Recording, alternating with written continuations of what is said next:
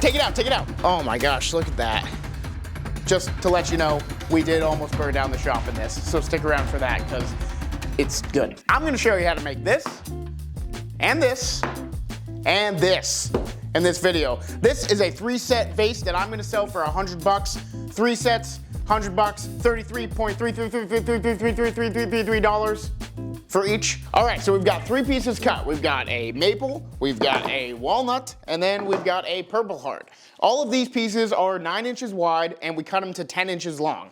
They're all about 1 inch thick, and they all have that rough edge on there, so they're not gonna end up being 9 inches wide when we're done with them. But this is all you're gonna need. So now what we're gonna do is we're gonna take them all, and we are going to run them through the planer. If you don't have a planer, you can do this with a hand planer or with a sander, make them as flat as can be. But since we have a planer, we're gonna run them all through. I'm gonna take 30 seconds to tell you about an awesome Christmas gift that you can get for anyone in your family. This is my wallet. This is clunky, it is huge, it's gotten beat up, and frankly, I'm sick of it. So today's sponsor is Ridge Wallet. This thing is so cool. They sent me this about a month ago, and I've been using it every single day since I got it. It holds up to 12 credit cards. I've got all my cards in there. This thing is thinner than a piece of 1/2-inch plywood. That's right, piece of 1/2-inch plywood. This thing is thinner, and I got 7 cards in there right now. This has become my everyday go-to wallet. So if you want to get a Ridge Wallet for yourself and support the channel, you can go ahead in our link below. We've linked their website. You can check out all their products, as well as this exact wallet that I have. I got the cool carbon fiber one. I think it looks really nice. And you can use the code YouTube10 to get 10% off your entire order. Okay, so the walnut and purple heart are good. The maple we're gonna hot glue down to the planer sled because both sides are pretty warped. So we're gonna glue it down, we're gonna put a wedge in it so we can flatten out one side, flip the other side, flatten it through. And we're trying to get all of these boards to about 7/8 of an inch to 1 inch thick. The maple will probably end up being a little thinner because we have to plane it so much, but that's gonna be okay. So we've got our purple heart, walnut, maple. Maple is about 3/4 inch thick. The other 2 are just about 1 inch thick. That's okay, the maple one's just gonna be a bit thinner. That's fine. Now we're gonna take these over to the table saw, and we're gonna cut 2.5-inch strips off. We're gonna get 2 of them from each piece. So they're gonna be 10 inches long by 2.5 inches wide. We're gonna get 2 of them from each piece. So what you saw me do with that maple was just square up the edges. Since these pieces are fairly short, they had small rough edges on each side. The easiest way that I joint those edges down is I run it through the table saw where the blade takes half of a blade length off this side, then I move it again so it takes half a blade length off this side. That'll give you a nice flat side as long as the boards that you're working with are fairly flat. Flat enough to go up against the rip fence on the table saw and not be wonky and not be dangerous. Most of these small pieces, if you're cutting them to like 10 inches, they will be. Now we're gonna have these 3 scrap pieces, some real nice scrap. What I'm gonna do is I'm gonna run these through the table saw and split them in half thickness-wise on the table saw. It's not the easiest thing to do. We gotta go really slow. We gotta really take our time. If you have a bandsaw, that's great. If you don't want to do this and you want to make them 1 inch thick or 3/4 inch thick, you can just go ahead and cut 2 more of these. You're going to need a little bit more wood than we've shown, but we want our flower vase to be a little bit thinner. So we're going to just go ahead, split these down, do it slow, carefully. You can also just plane it down if you want to, but it's going to take up more wood.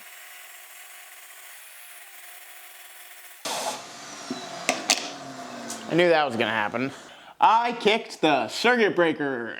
This purple heart is so hard to cut through. My goodness. Whoa! Oh, it's your vacuum. Oh, there's probably a little fire in the back. Yeah, it's on fire on the thing. Here. Take it out, take it out. Okay, the purple heart, take it out of the garage. It's attached. The purple heart was so tough that it set the vacuum on fire. Okay guys, we burned a hole through the filter. Oh my gosh, look at that. Don't do what we do? Okay, don't do what we do. All right, so that was fun. You can see how burned up these got. We need a new blade for the table saw. That's probably why that happened. Also, doing this on the table saw is just stupid. So if you have a bandsaw, do it on that. We don't. We are getting one soon, which is needed. But yeah, we burned a hole right through that filter. If you're getting anything on Fish Over Chicks Woodworking, it is authenticity, because wow, that was good. John was just all of a sudden like, it's on fire, it's on fire. We're gonna do it again because we're stupid. We probably shouldn't do it again.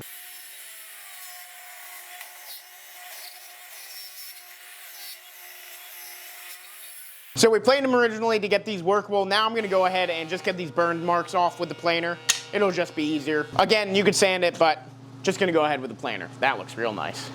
All right, we've got all of our pieces cut down. They're all about 3/8 inches thick. So now what we're gonna do is we're gonna take these over to the miter sled on the table saw, and we're gonna cut them all down to 7 inches. So you'll have about 3, maybe 2.75 inches left of a cutoff here. Save that, because that is going to be our base. Obviously, you only need 1 base from one of these pieces, and then you'll just have 3 scraps. That's okay. This is the easiest way to do this without losing any wood. So go ahead and cut that off. All right, so you're gonna have your 12 pieces that are cut at 7 inches long, 3/4 inches wide, and 3/8 inch thick. Then you're gonna have 4 of each of these, and you're gonna run those through the table saw, get some 45-degree angles on all 4 sides. It's gonna look like this. You're gonna set your rip fence 2 1/4 inch away from the blade. You're gonna put your blade at a 45-degree angle, and then we're gonna take our 12 pieces that are 7 inches long, and we're gonna cut a 45-degree angle on this side and this side.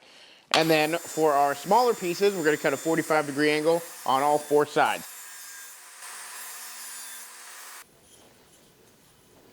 All right, so now we're just cutting off the last piece here. We just need a 45-degree angle on the bottom here. So I set up the miter sled and I put a stop block. Now we'll just do all 12 again. All right, you got everything you need now. So we're gonna show you how to do it with the walnut, and then go ahead and do it with the others. Take these 4 walnut, and we're gonna make it so this angled side is down towards us, and then we're just gonna flip them all around. And then you can go ahead and grab a scrap piece that's a flat edge, and then line all those up to that flat edge there. We're gonna go ahead with a piece of tape. Make sure that everything's nice and flat. Leave a little bit left on this side. We'll need that in a little bit. You're gonna flip it over. This is what you're gonna have. Now we're gonna put some glue in these slots. Then we're just gonna wrap it together like a book.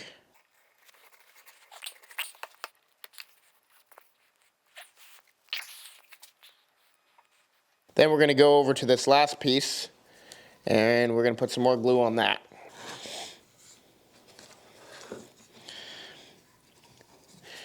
And you'll see all those 45-degree angles will meet perfectly. And then tape all the way around. There you have it, looking pretty dang good there. You should get a paper towel or rag and try to get some of that glue out in there. Another way to do it is to take a straw and then use this end, go through there. Now that you've got that taped up, got the glue out, now we're gonna take our little piece and we're just gonna put a little bit of glue on all 45-degree angles. And then you're just gonna place it. Once it's in, same thing, give it a couple pieces of tape. Like that. Once the glue's dry, then we'll go ahead and give it a nice sand. Give it a little round over with the sander on all those angles, but that is your vase. Nice. Now let's make the other 2.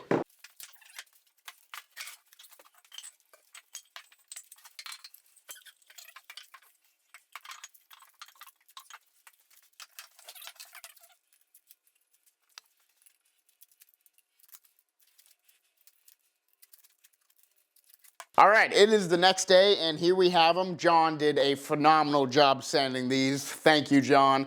Now I get to do the fun part. We're gonna coat them. We're gonna use tried and true linseed oil and beeswax mix.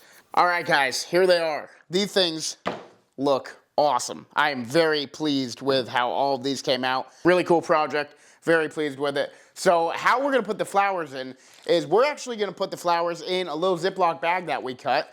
That way, These will pretty much last forever because there'll never be any water in them. You could put water in them if you want, but we are just gonna put a plastic bag in them, and you'll never know that there's a bag in there. So we're gonna do that because these things will last forever now. There it is, guys.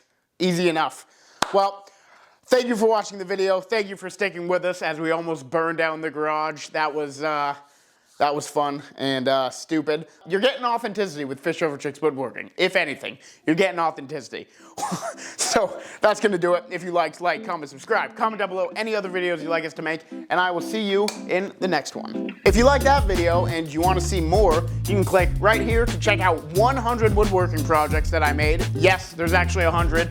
And then you can click right here to watch a fancy bench